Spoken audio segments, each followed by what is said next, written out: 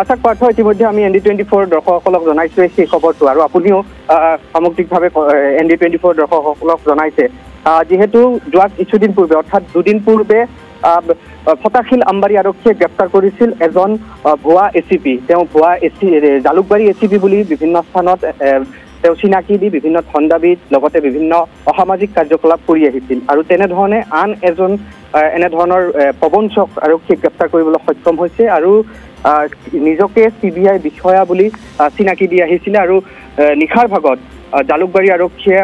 জালুকবাৰীৰ যি শৰাইঘাট নগৰ আছিল সেই শৰাইঘাট নগৰত অভিযান চলাই এই যিজন প্ৰবঞ্চক সেই প্ৰবঞ্চকজনক গ্ৰেপ্তাৰ কৰিবলৈ সক্ষম হৈছে যেতিয়া প্ৰবঞ্চকজনক জেৰা কৰা হৈছে যেতিয়া শীৰ্ষ আৰক্ষী বিষয়াই সোধপোছ কৰিছে তেতিয়া বহুকেইটা চাঞ্চল্যকৰ তথ্য পোহৰলৈ আহিছে তেওঁৰ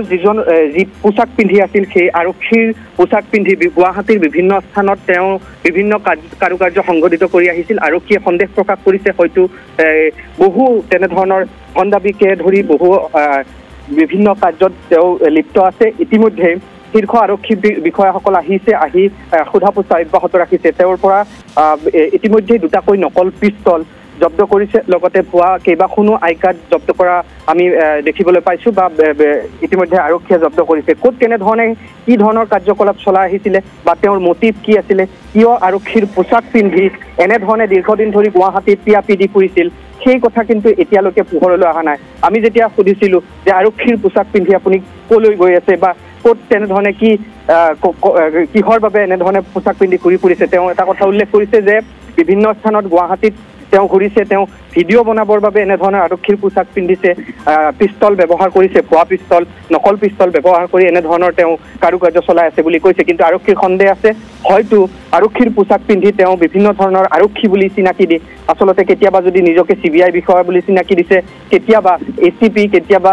DSP বুলি চিনাকি দি বিভিন্ন ধৰণৰ কাৰ্যকলাপত লিপ্ত থকাৰো আৰক্ষীয়ে সন্দেহ প্ৰকাশ কৰিছে যাৰ পৰিপ্ৰেক্ষিতত এটা গোচৰ ৰুজু কৰা হৈছে আৰু সেই গোচৰৰ ভিত্তিতে গোটেই ঘটনাৰ তদন্ত প্ৰক্ৰিয়া অব্যাহত ৰাখিছে কিন্তু আপুনি সাহসটো চাওক কেনেধৰণৰ সাহস কৰিছে যে আৰক্ষীৰ পোছাক পিন্ধি আৰক্ষীৰ বিভিন্ন স্থানত লৈ গৈ আৰক্ষী বুলি নিজকে পৰিচয় দি বিভিন্ন ঘটনা সংঘটিত কৰি আহিছে আৰু যদি আমি এটা তথ্য দিব বিচাৰিছো 15 আগষ্টৰ দিনা স্বাধীনতা দিৱসৰ দিনা খানাপাৰাৰ বাহিৰতো তেওঁ আৰক্ষীৰ পোছাক পিন্ধি তেওঁ ডিউটি কৰিছিল অৰ্থাৎ ৰাইজক তেওঁ নিজকে আৰক্ষী বুলি পৰিচয় দি বিভিন্ন ধৰণৰ কাৰুকাৰ্য কৰি আহিছিল কিন্তু এতিয়ালৈকে ধৰা পৰা নাছিল বহু দিন ধৰি তেওঁ এনেধৰণৰ কাৰুকাৰ্যৰ লগত জড়িত আছিল আৰু অৱশেষত আচলতে আৰক্ষীয়ে গ্ৰেপ্তাৰ কৰিবলৈ সক্ষম হৈছে বৰ্তমান জালুকবাৰী আৰক্ষী চকীত ৰখা হৈছে সোধা পোছা অব্যাহত ৰখা হৈছে আৰু আৰক্ষীয়ে পৰৱৰ্তী কি ধৰণৰ তথ্য পাতি লাভ কৰে বা কি জব্দ কৰে সেই কথা আমি ND24 দৰ্শকসকলক জনাবলৈ চেষ্টা কৰিম কিন্তু এই মুহূৰ্তত গুৰুত্বপূৰ্ণ এইটোৱে যে দুদিন পূৰ্বে ACP বিষয়া ভুৱা ACP বিষয়া গ্ৰেপ্তাৰ হোৱাৰ পাছতে এই যিটো নতুনকৈ প্ৰবঞ্চক এই প্ৰবঞ্চকজনক আৰক্ষীয়ে গ্ৰেপ্তাৰ কৰিছে আৰু লগতে সোধা পোছা অব্যাহত ৰাখিছে পাৰ্থ ধন্যবাদ জ্ঞাপন কৰিছো হিৰুল সবিশেষ তথ্যখিনি জনোৱাৰ বাবে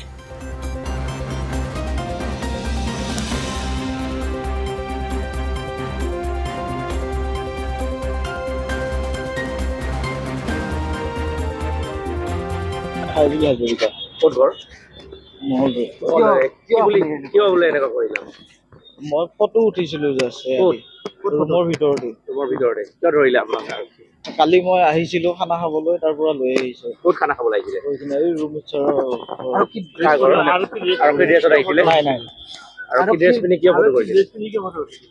ফটো উঠিছিলো কিহৰ বাবে এনে ৰিল বনোৱাৰ আৰু আপোনাৰ যে পিস্তলটো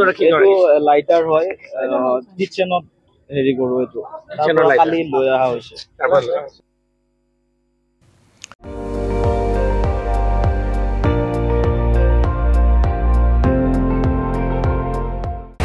আপুনি চাই আছে ND24